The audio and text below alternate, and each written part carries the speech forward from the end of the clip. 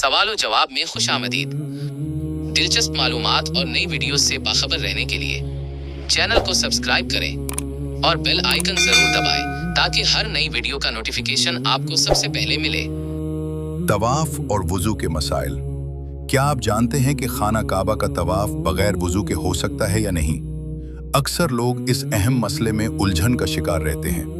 आइए जानते हैं कि शरीयत इस बारे में क्या कहती है। देखिए, कुरान मजीद में तवाफ का हुक्म मुतलक है, यानी वहां वुजू की सराहत नहीं, लेकिन नबी करीम सल्लल्लाहु अलैहि वसल्लम ने तवाफ बैतुल्लाह को नमाज के मानन करार दिया है।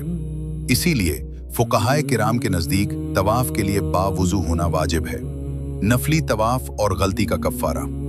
अगर किसी ने नादानी में या जानबूझकर नफली तवाफ कुदूम या तवाफ विदा बगैर वुजू के कर लिया तो तवाफ तो हो जाएगा, मगर वो नाकिस होगा।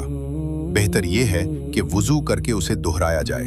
अगर नहीं दोहराया तो हर चक्कर के बदले आधा सा गंदुम या उसकी कीमत सदका करना लाजिम होगा।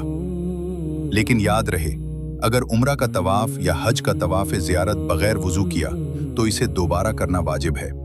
दोबारा न करने की सूरत में दम वाजिब हो जाएगी। और अगर खुदा नखास्ता तवाफ ज़ियारत जनाबत की हालत में किया तो फिर बदना यानी बड़े जानवर की कुर्बानी लाजिम आएगी। इबादत में एहतियात ही असल बंदगी है। इस कीमती मालूमात को अपने पास महफूज कर लें और दूसरों के साथ शेयर करके सदका जारिया में अपना हिस्सा डालें। अल्लाह हम सब की इबादत कबूल फरमाए।